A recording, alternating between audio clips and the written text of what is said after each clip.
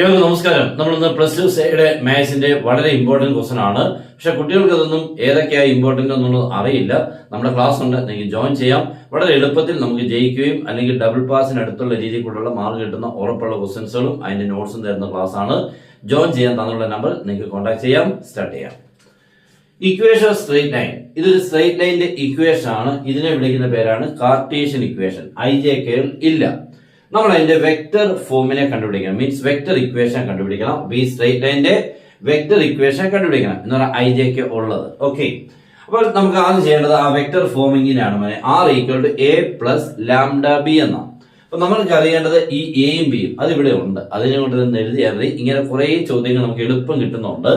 അപ്പൊ എ എന്ന് പറയുന്നത് ഈ ന്യൂമറേറ്ററിലെ 3 നമ്പർ ഉണ്ടോ, -2 +5 -3 ഉണ്ടോ, അതിന്റെ സൈൻ മാറ്റി IJK, സൈൻ മാറ്റി IJK. ദാറ്റ് മീൻസ് -2 ആണെങ്കിൽ +2 അതിനോട് I കൊടുക്കുക, +5 ആണെങ്കിൽ -5 അതിനോട് J കൊടുക്കുക.